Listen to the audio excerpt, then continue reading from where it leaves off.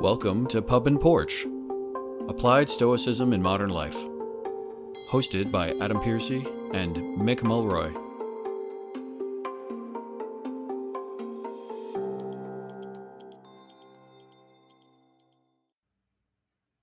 Welcome back to Pub and Porch, Applied Stoicism. I'm your host, Adam, with my co-host, Mick Mulroy. Today we're going to be stepping into the second part of our Raising Kids episode, talking about Musonius Rufus rules on raising kids. And Mick will start us off with the list. But I think for those of you joining us now, if you do want to see the whole, listen to the whole list, then remember to go back to our Musonius Rufus Raising Kids Part 1 episode, which will have aired before this one, hopefully, unless I messed up the math. But Mick, why don't you kick us off for today? Yes, and I should start with saying Happy Father's Day. This is yes, it is Father's Day. US. So very appropriate for a Raising Kids episode. Yes. When I was running this morning, I was listening to a special, I think it was on CNN. It was, about people talking about their fathers. And one very poignant piece was by Senator Mark Kelly, who I know.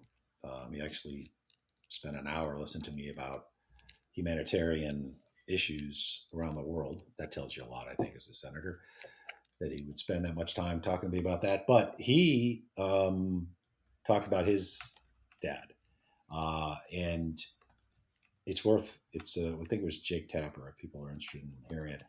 I mean, here's a guy super accomplished, right? Senator, astronaut, just to tie into all things Pub and Porch, right? So, and he was a fighter pilot in the Navy, a decorated fighter pilot. Okay. Twin brothers, right? So him and his brother are really important in the space program. Don't need to tell you this because they're identical twin brothers, and they were astronauts, right? So they could actually test the effects of space on them because one would be on Earth, one would be in.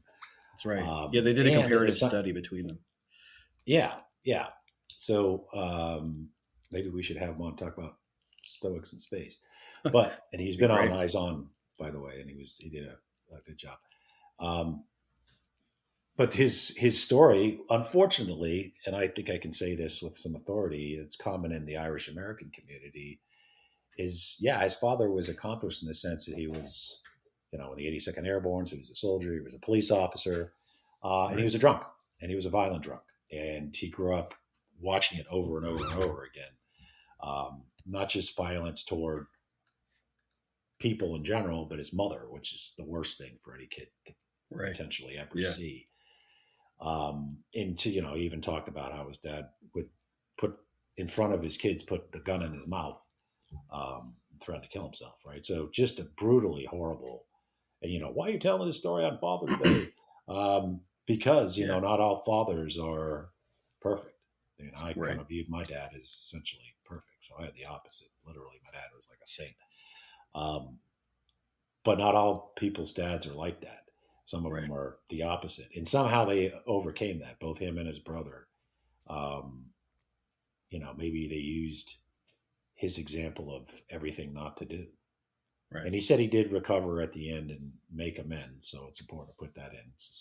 But I'm using it more of as an example than a specific thing about Senator Kelly. You're either going to be one or the other as a parent, really. You're going to be the one your kids want to emulate, or you're going to be the ones your kids want to do anything but emulate. Maybe there's a happy middle there, but I think parents should go into their role thinking about that. You're going to either because you can tell them to do things, and then you can show them to do things, right? And the showing matters more. Kids get really quick. They understand hypocrisy. They understand do as I say, not as I do, and they disregard it. So I just start with that. I mean, not to be a bummer on Father's Day, but it is truly, parenthood can go both ways. You can have a great impact in a positive sense. You can have a great impact in a negative sense. Sure. So And for fathers in particular, there used to be kind of this concept that, I'm a provider, and you do need to be a provider. I think that's a core of what a provider and a protector is. I think, what I think of when I think of the job as a father. Hmm. But don't end there. Don't rest on your laurels. Don't say, well, I work all the time, so I'm doing my job. Right. Uh, that's not doing your job. It's doing a part of your job. It's not. Yeah. In one of the things that kicked this, and we're going to get into a lot of the current trends that are affecting this. But one of the current trends that they brought up in the show before they went, and they had positive examples too, like Mitt Romney's father, for example, is, he had a staggeringly positive impact on Senator Romney. Right. Same show, so I guess it was all senators for some reason. But the fatherlessness problem is Right. a growing big issue. The kids growing up without father figures is a really big issue, and it's having a profound effect. So I'll go to our list, and I have to use my spectacles because I can't figure out how to make this bigger. And this comes from Musonius Rufus, Lectures and Fragments, translated by Cora E. Lutz. And some of these are the same, but let's talk about it in the sense of modern issues.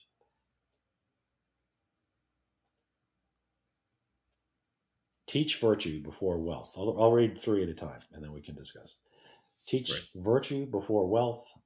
Lead by example, kind of what I was just saying, and raise sons and daughters equally in virtue and education. And remember, this was thousands of years ago, Right. right? There should be a newsflash, the third one today, but that Yeah. was actually substantial back then. And guess what? Every country isn't like Canada and the United States. There's plenty of countries where the third one ain't happening. Right. Raise sons and daughters equally in virtue and education. Right. So the first three, I'll throw it back to you, but let's also talk about what kids are facing, therefore their parents are, in Yeah. modern times as well. Yeah. I think, for me, the leading by example one always kicks up first, right? I think out of the three, that's number two you were saying, but out of the three, leading by example is one of those things that, uh, I remember I'm not a father, but I remember, I have nephews, and I remember I was sort of telling them not to, like, it's okay, like we don't really do that, right? And then I was doing whatever it was we were saying. I can't remember what it was exactly. And I remember my one nephew, my older nephew, who's actually my godson as well. He said, "But you're doing it too," and I was like, "Oh, right, I guess I am." I think it was looking at my phone or something like that, and Yep. he and Yep. he actually stood in front of me, between me and the phone. He was about 6 or 7, and he went, "Are you okay?" And I was like, "Yes, I am." And I realized that I was basically glued to this thing for whatever reason, and there was really no reason for it. So the example is really a key one.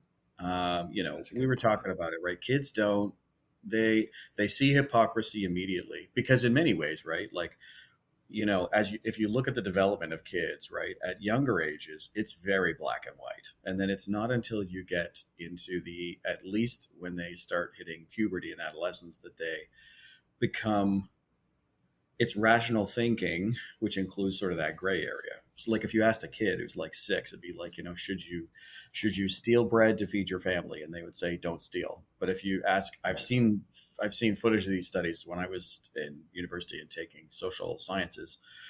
You'd ask the same kid 7 years later, right? And they're 13, Mm-hmm. 14, and they would go, well, but, like, do they have kids? Are their kids starving? Right? We shouldn't have starving kids. So there's more nuance to that, but young kids, especially, for them, it's black and white. So they see Mm-hmm. through all the baloney pretty quickly. And I think, I'm not saying set an example so that you don't get called out. It's more like set an example because they will know. And it's one of those key things that I think always comes up for me. And then the last one I'll quickly talk about, which is the third one, because I think the first one is, I, I struggle with the first one, with saying anything extra to the first one, because it just makes sense to me. Yep. But the third one, Virtue over it, wealth. Yep. virtue over wealth, yeah. Yep. I certainly don't have wealth, so I only get virtue. You don't have that struggle. Yeah. Yeah. But the third one though is an interesting one for me, right? Because I think there's an equality to this that you could always extrapolate out in the modern world, right? Like, I was someone who had to I studied design when I was in college, mechanical design, but just product design as well.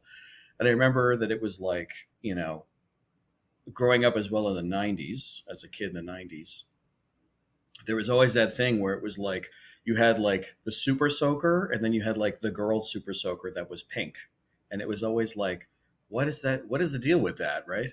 And I know it seems like it doesn't equate to this, but it's like the thing is that anybody can do anything. I have met many people in my recent years because I'm now a hiring manager and stuff like that. I've met many people in my recent years who are tradeswomen. There's tradesmen and tradeswomen now, right? Who are doing plumbing and construction. And like, these are hard jobs. And for some reason we still sometimes think that like, it'll be like the boys toys will be like, I want to be a fighter pilot and I want to be an astronaut, and then the girls toys will be like, I'm going to be a nurse, I'm going to be a baker, and you're like, well, what that can flip, right? And I think that equality, teaching equally and showing all that stuff equally, I think is very important to me. I work with the Maker Festival. I have worked in the past with the Maker Festivals here in Toronto, where they teach like making skills.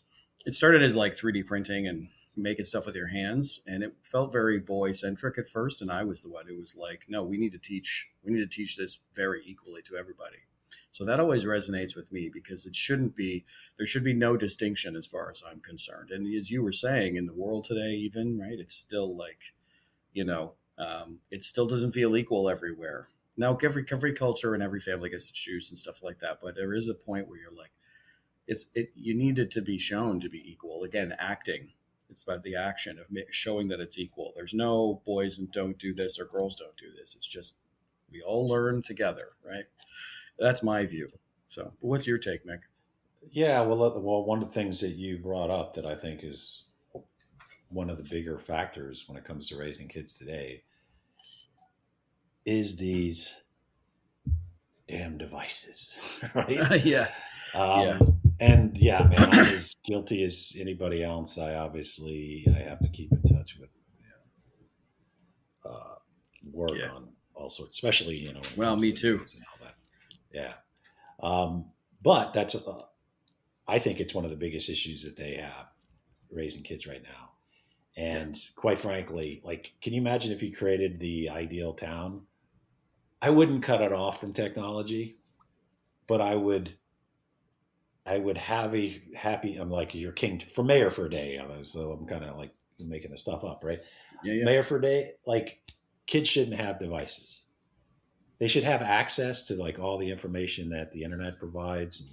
yeah, I just don't think they should have devices. You can go to school. You can have the computer. You can learn things. You can be in a controlled way. And we should get into all the toxic stuff that's on the internet too. But just having devices, I think, honestly, it just gets them away from reality. They just get buried in this thing, yeah, and it's designed to entice you to continuously look at it. I mean, if it's almost like a psychological, drug, oh yeah, right, or a virtual drug. oh yeah, It's almost always for the wrong reasons, right? They lure you in by making you mad at something, yeah, right? Which is a powerful emotion. oh yeah, Um, it, and if you just, I mean, I understand you want to know where your kids are, but you can do that with, like a watch that you could text them or something, and it could tell you yeah, where they are, right? I'm not counter to modern technology. I'm fine with it, but we should just balance it based on what's helpful, what's not, instead of just yeah, saying we're all in, right? And can you imagine if kids went back to actually talking to each other or being able yeah, to order food at a restaurant, look at people in the eyes, walk up to an adult and talk to them. They didn't bully each other on these things all day long. yeah, I mean, they didn't get exposed to like crazy levels of inappropriate stuff. yeah. I mean, And we I'm don't a just little mean, older than you. yeah, but I don't think we just mean in that way, like, um, content, like adult content. We're even talking about Right. just like body image stuff that's really inappropriate, where Oh it's yeah. like, you got to be skinny, Yeah. you got to be rocking some 8-pack, and otherwise you're not cool or whatever. And then, there's like I remember the trend in the early 2000s where the circumstances of teenage anorexia and bulimia was like Yep. skyrocketing. And it's always been Yep. a problem in high school age kids, right? Because we're all, everyone's trying to figure themselves out. But you're right about the fact that it's creating all this inappropriate stuff. I want to say one thing and then get back to you, which is there's actually Hmm. been studies on this one kids game, which I won't name because I it's not my place to name it, but it's like a kids game where you build stuff. And the study found that it had the same neural response in kids' brains as if they were taking like a class A drug, like a like a Jeez. methamphetamine or like a cocaine or something like that. So like these things are designed to be addictive, to actually be addictive. Not they're addictive by accident. They're designed to be addictive, and it's just like, oh god, that's a battle that we're all fighting right now. Anyway, sorry, just to add to what you were saying, because Yeah. the level of things these kids are seeing these days. I mean, I struggled with it, and I was around for the birth of the modern internet in like the late '90s, early 2000s as a kid. But even now, I struggle with it as an adult. I'm like, God, I got to put this phone down. This is ridiculous, Yep. right? So, Yep. I do too. Um, and maybe having kids will force you to be, because set the example, right? You can't be yelling at your kid not to be on the phone or taking the phone away and then you're staring at the phone all the time. I mean, my yeah. dog even like knocks the phone out of my hand. Like seriously, like That's fun. Sorry. I right. think I So need to see I a mean, my video of kids are that. all I'm just grown going and to not be. here, but now yeah, I don't know. She does. Like if she's sitting next to me, she will pop with her giant paw, just knock that thing across me. It's funny. Right? She wants attention, you know. Yeah. So, but I mean, it's funny, but there's something there, right? There's something Yeah. there. Like to her, she's like, "Why is this guy so obsessed with this piece of plastic?" But Yeah.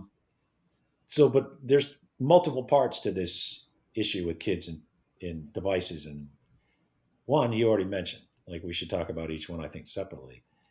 Body image stuff, right? Especially for girls, but I imagine boys have some. This has an effect. It started where the only thing you'd see on social media was like the beautiful people from around the world, whatever Yeah. that definition is, right?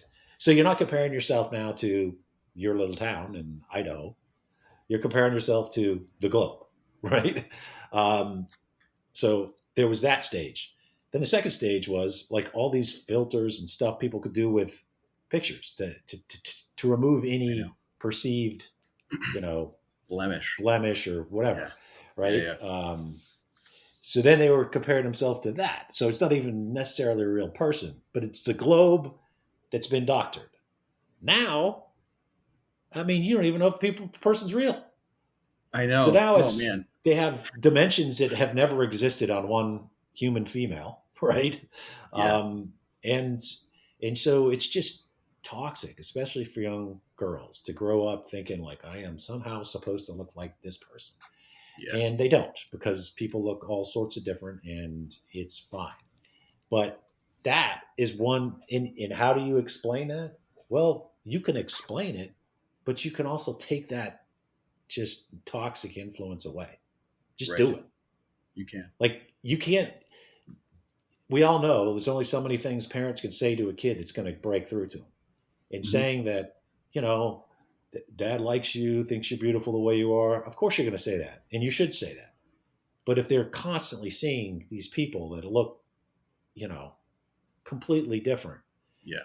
it's you're fighting a losing battle is what I'm saying. Totally. Devices should come away from kids until they are old enough to make those decisions. That's my opinion. You go, oh, that's draconian. No, it's more important No, that I'm with we you. take care of kids than we worry about some billionaire selling more phones. Right. Don't care, Yeah, but right? yeah, and I think, having family iPads or having family technology that Sure. you can like, you can essentially earn time on and things like that. I've seen that work very well. But, It it also really it restricts depends. what you're looking at, right? Yeah, yeah, like setting those controls in place and stuff like that too, for sure.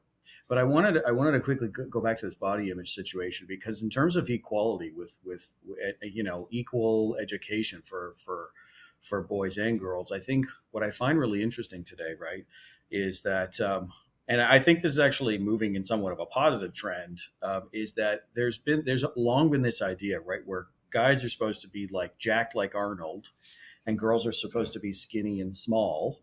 And what I'm seeing now is like, girls can be strong, girls can play sports. Like, I was so excited as a Canadian when the, Professional Women's Hockey League started up, because like those girls come to play. They come to play, right? Mm-hmm. And you kind of sit there going like, wow, this is really high quality hockey, right? And I think what's very important here is that idea that like, something I was kind of saying before, it's like anybody can kind of be anything.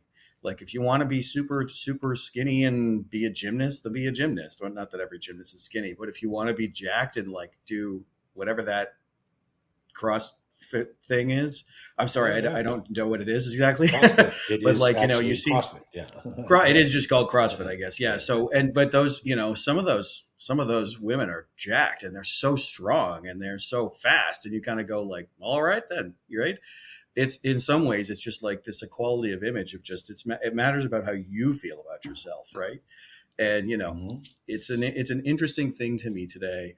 And I actually do think that in some cases there's a positive trend here where it's like, if you want to be very fit and strong, then be strong. And it doesn't matter if you're a man or a woman. But at the same time, there's also, there's a lot of like dysmorphic type stuff out there where you're just sitting there going, wow, I didn't know humans looked like that. And then you realize they don't, or they do if they have like surgery, and you're just like, holy cow, that's a very different world than I think we all imagined when we were kids, playing in. Well, that's just going to go up.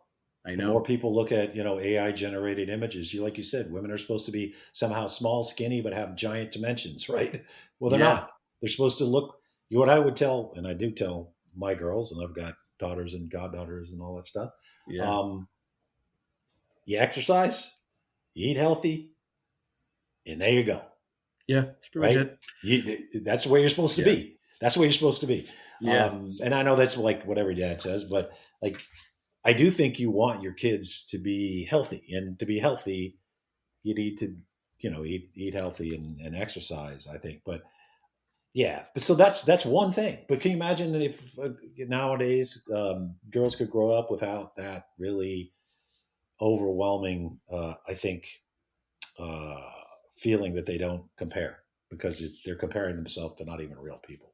I know. And nor does it should even matter that you shouldn't even compare yourself even to real people Right. when it comes to looks, right?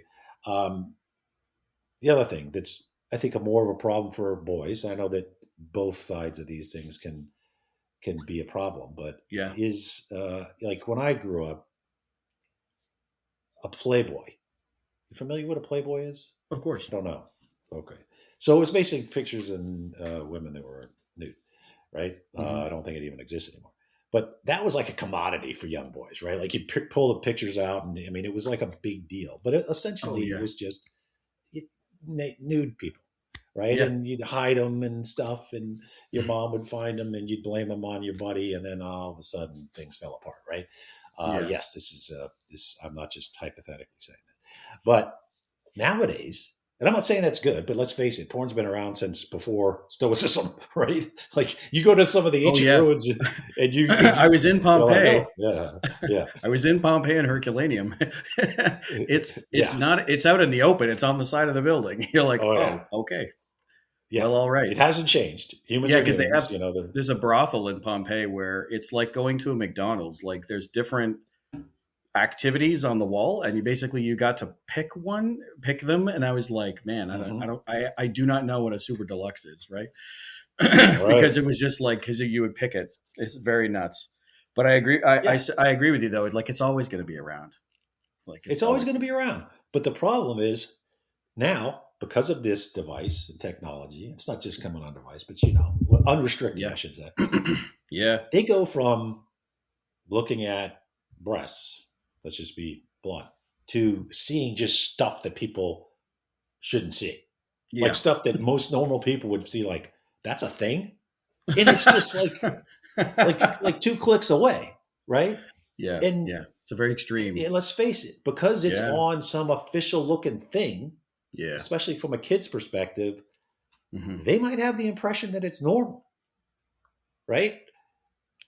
And then they go down this rabbit hole. Yeah. And then, of course, they do what young boys do, and then they get separated from like what a real relationship that does Yeah. have intimacy is to whatever the hell version of that is. Yeah. Where It's they're in the very basement, antisocial. like Yeah. it's antisocial. Yeah. It's completely unfulfilling. You will eventually feel like a disconnected. I'll Human just say being. it, loser. You will, Yeah. because you're not actually making any physical or emotional contact with anybody else. It's With a all human. Yeah. cyber crap, Mm-hmm. right? So, and I know everybody listening to this knows all this stuff, but I'm bringing it up because that's one of the reasons why you got to just take. I mean, if when they get to an adulthood and they want to go down this path, then that's for their friends to try to help. But Sure. as your parents and your kids, I just think you got to step up. You can't ignore it. And I think there's a lot of people my age and older Yeah. that aren't really that cognizant of it because they Mm-hmm. still like have flip phones and stuff. So they're like, what are they looking at? They don't even know what the kids are looking at on the internet, and you gotta, if this is an eye opening conversation that we're having, Yeah. then you need to open the eyes and literally just put the restrictions on the phone, take the phone away. Like you said, have family Totally. iPads or computers. I mean, Yeah. there's a lot of good stuff on the internet, right? It's just like everything else in the world. You can learn a lot. You can Yeah. learn a ton. It's literally every, book in the world is now pretty much available, especially the historic ones, Yeah. right on your.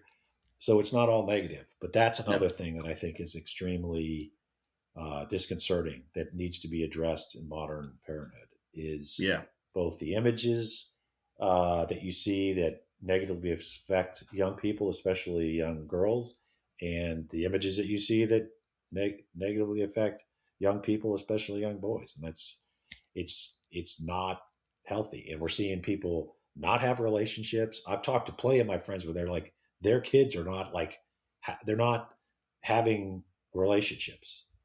They're just not. No. The number of people that have the other issue we should discuss, and I'll throw it back to you, and this is connected, is people aren't mingling. They're not. They No. don't have friends. The number of people that say I have no close friends is skyrocketed in modern Yeah. society. Yeah. Skyrocketed. Yeah. Yeah, and that's an interesting one because there were some recent studies now saying that people between the age of, I think it's 25 and 40, right? So these are people who are at least out of post-secondary education and are really on their career path. It's like 75, it's like people between the age of 25 and 40, it's like 75% of their meals are alone at home, right? Yes. Which, I mean, look, I'm a I'm a director at a company in the space program, right? Like it's something where sometimes that just happens because of timing. But there is a lack of social interaction, which we're seeing now. And post COVID, just people will say it's COVID. It's not COVID. COVID made it skyrocket, but it was already going up. That's the thing. But ultimately, it's like people are not socializing, right?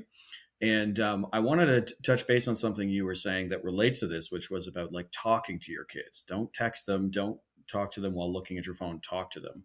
Growing up as a kid in the 90s and not getting at, growing up as in a time when we didn't have cell phones, right?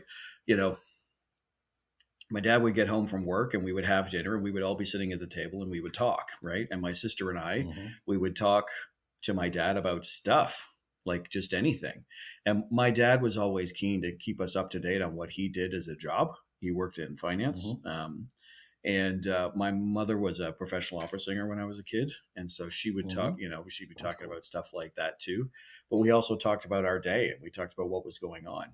And I would say I feel very lucky to grow up in these periods before cell phones because like Christmases, Thanksgivings, etc. Like I remember there were no phones at the table, and it wasn't a rule; they didn't exist, right? We had no phones at the table, and no devices, and the telly wasn't on, and I don't even remember that we played music, but we used to have these long dinners. And my grandmother, my father's mother, who passed away at 99, she would she would just get us going, and we would be laughing and talking. And there was this very social aspect to my family.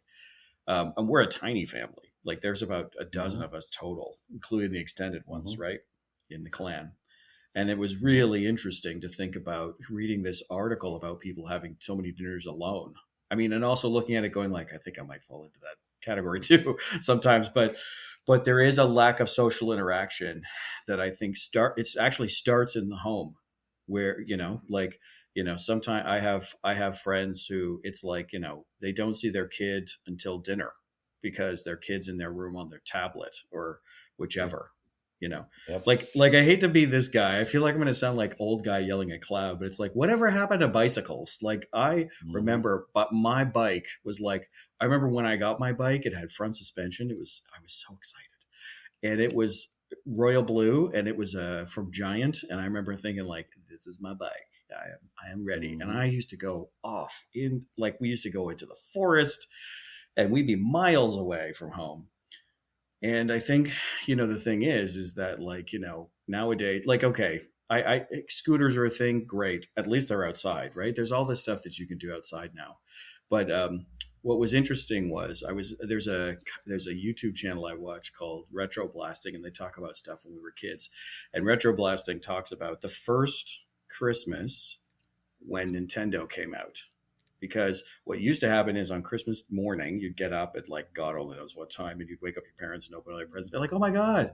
And then you would go out in the street and you'd be like talking about like, "What did you get?" And if you got a new hockey stick, you'd be using it. If you got a new basketball, you might play basketball wherever you were. And I remember Michael, the guy who hosts Retro Blasting, he talks about the very first Christmas where Nintendo came out because no one went outside. Everybody had a Nintendo, or they went to somebody's house that had a Nintendo. And I'm not trying to slam Nintendo. I'm not trying to slam anything like that. But it was an interesting situation where you realize there was this pivot from going outside for social and being inside doing the activity. And, I think data technology today can be like that sometimes, right? So I urge all parents, talk to your kids, make it social, create these social environments, invite their friends over, and then, have them hang out with their friends at your house and talk. That's, I think, something that's very important. Anyways, keep going. Right. Yes. No, I'm listening. I just want to keep going down our list. Absolutely. Absolutely. Let's keep moving. I'll do 3 at a time. I know it's a little confusing, but teach self-discipline early. 4. Yeah. Encourage resilience through manageable hardship. That's a good one. 5. And then 6, value truthfulness. So self-discipline, resilience through manageable hardship, and value truthfulness. I would like to talk about the first one, actually, first. Okay, so that's teach self-discipline early. Right. Yeah. I'm not going to reference everybody today, but I do love this really good kids psychology Instagram called Big Little Feelings.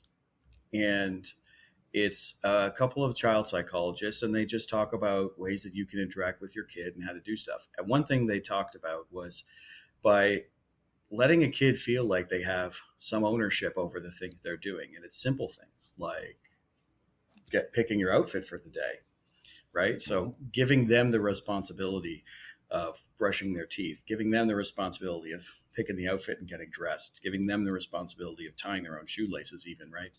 There's this idea that I think you and I have talked about sometimes people really love having a bit of skin in the game, feeling like they own something, feeling like they have ownership, that they can run with something. And I think this is one of those circumstances, right? So the self-discipline, I think, is one and that has done very well, where it's like, so you kind of say it like, so what are you going to wear for school tomorrow? Right. And then they start to go, oh, I guess I have to decide. Right. And then it's like, oh, well, I can't wear that. That's dirty. Right. Or whatever. And then they start to take that on. And it sounds small and tiny, but it's like there's an old Navy SEAL commander video when he retires, and he says, make your bed every day, because then every day you get one thing done in the first 5 minutes of your being awake. Mm-hmm. And I feel like this is one of those things, because every day you can be like, hey, great outfit. good job, right? Hey, you brushed your teeth. Good job. Now, it doesn't mean you have to be like that all the time, but it's like, it starts to build this idea of like, you got to handle some stuff yourself. So, but you're an actual dad. I'd love to hear from you on this one because this is an And interesting Admiral topic. McRaven is a great American, I have to say. I've met Oh, him that's many right. Okay, times, I and couldn't remember his we name. have Thank you for that. a lot of mutual friends. But yeah, great American. And if you don't know the speech that Adam's referencing, you can just Google McRaven "Make Your Bed," and Yeah, it's a good one. The whole yeah, speech is it's very stoic, actually, as is common amongst U.S. military folks. So the one that I'll read it again. Encourage resilience through manageable hardship. Obviously, I value truthfulness is good, but the manageable hardship, because that might not be in every parent's list, right? right.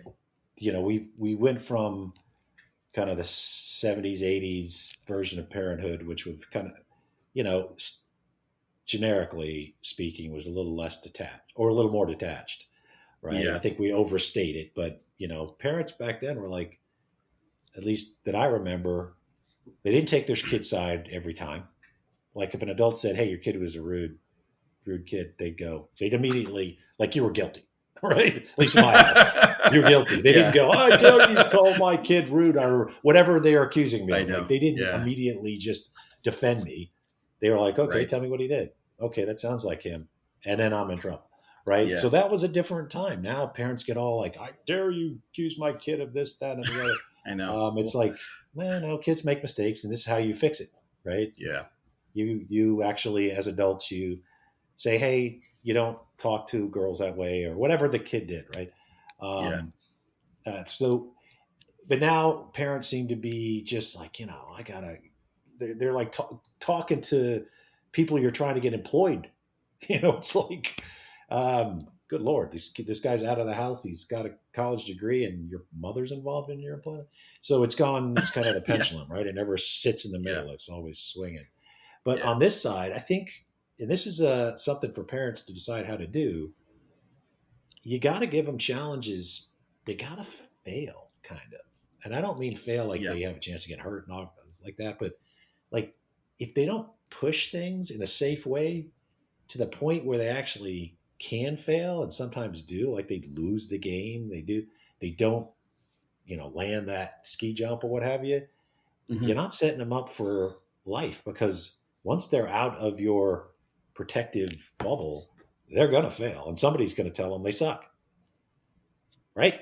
It's going to happen Right. in life. And if you haven't, like, and I don't mean that you tell them they suck, but you get my point. Maybe I shouldn't have used that. I But like think. somebody is going Yeah. to tell them they didn't meet the mark and they need Right. to have done it. And you to tell them, and one of the best things you could say is, "Hey, son or daughter, I did it. I Yeah. failed and I Yeah. got back up and I carried on, and you're going to do things that you fail and you're going to get back up and you're going to carry on." If you tell them that Right. they never fail, or when somebody tells them they fail, that it's that person's issue, you Yeah. are not doing them a favor in life. And I think that's what, and this is, again, a guy that thousands of years ago is telling you manageable Yeah. challenges that they're likely sometimes not going to meet the mark. Totally. And I think, growing up as I did, playing sports, and I'm sure you played sports as a kid too. Like, I was all the things you could think of as a Canadian, right? It was hockey, rugby, volleyball. Like, we were usually big in those sports, and that's a thing that I was always doing. I think one big thing for certain though is this honesty around this stuff, right? And there's a very important thing I think we have to say with this one. So being honest with your kids, like, yeah, you lost. But the thing is that A, don't be mean about it, obviously, but B, the other thing is it's good to talk to kids about the idea that you lost, but like you don't have to be ashamed about it. To quote Brene Brown, right? There's a time when things go wrong and you feel bad, where it's either going to be like, okay, I feel bad, or it's going to turn really south and you're going to feel ashamed, like, I screwed up, I'm a horrible person, I'm guilty of screwing whatever up, right? And I think it's really important to talk to kids about the fact that, like, it is just a game, it is just a whatever, right? And That's you're why not a sports is bad so person important. because you failed. Say again. Yep. That's why sports is so important. I think so. It Yeah. is. Like you're not a bad person because you lost or missed the kick or whatever, or got a penalty, Yep. whatever. I mean, unless the penalty is really egregious, but at some point you go, it's not, you're not a bad person for that happening. You can do everything right and still lose. I'll quote Jean-Luc Picard at that one. But ultimately, like, I think that's something that you have to talk to kids about. Hardship will happen and you will make mistakes and you will get it really wrong. But you're not a bad human being for that. You're not a monster. You're not a, complete POS, right? Sometimes it just goes south. And, the real strong human beings are the ones who turn around and go, you know what? Yeah, kind of messed that up. I got to take account for that, but I got to do better next time. That's resilience right That's there. what people remember, right? So Yeah. if you, a relatively modern day Stoic, Theodore Roosevelt, one of his famous speeches is, "It's not the critic that counts; it's the man in the arena." Right, and the whole point is, like, you have the guts to compete. You're going to lose some. It's just going to happen. But it's much more noble, if you will, than those that never even try. And part of that means you got to teach kids that it's okay to fail. Right. Actually, Yeah. if you look at history, most of the people that have made the biggest significant impacts on positive have failed in their life. I mean, it's just the case. It's just, if you're not getting to the point of failure, you're probably not pushing it in a good way. Yeah. Fine line. Let me hit the next one. Getting a lot of Father's Day salutations from my kids and kids here. Got to respond to all of them. See, cultivate gratitude. That's an interesting one.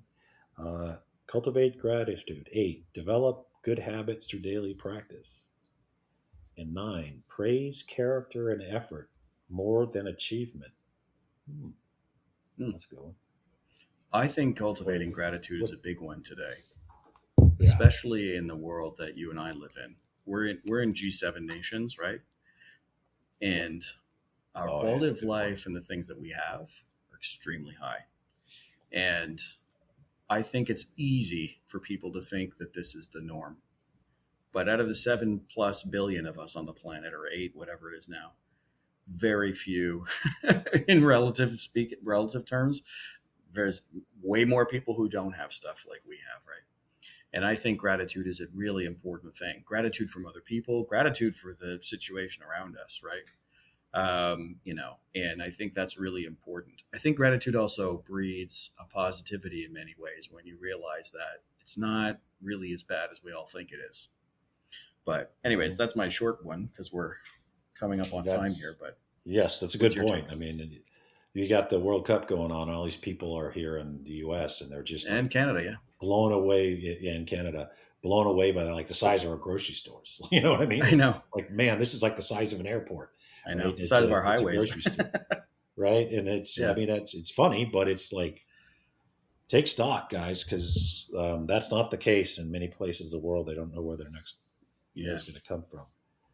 I know we're running out of time, so let me. It's okay. Make sure well, look, why don't we do this? Because I think this is a very good conversation, and instead of rushing through, why don't we wrap up for today, and we'll push into a third episode for this to make sure that we give everything its due. But I think I really enjoyed today's conversation. I think it's great to frame these with the current things going on in kids' lives, but also to remember that, so many of these points from 2,000 plus years ago are relevant today. So do you have any closing thoughts for us today, Mick? No, I'm glad we're going to do another episode on this topic, because it is probably not only the biggest issue in society today, potentially it always has been, but the challenges are more significant. And it is probably the best way that we could instill the concepts, at least, of Stoicism in the future. Yeah. Right? You have an opportunity right there. This is a Stoic list written by one of the more significant Stoic philosophers in history. That's relevant today, just like it was back then. Absolutely. Well, happy Father's Day, Mick. I hope you have a good day today. Cheers. Cilantro. Thank you for listening to the Pup and Porch podcast.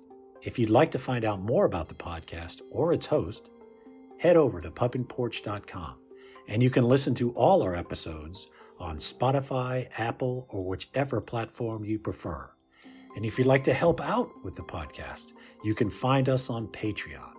Drop us an email if you have a comment on any past episode, you have a suggestion for future episodes, or you have an essay on an important topic for Stoicism. Send it to us, and then we can be reached at info@pubandporch.com. Today's music was provided by bensound.com. Until next time, Pub and Porch out.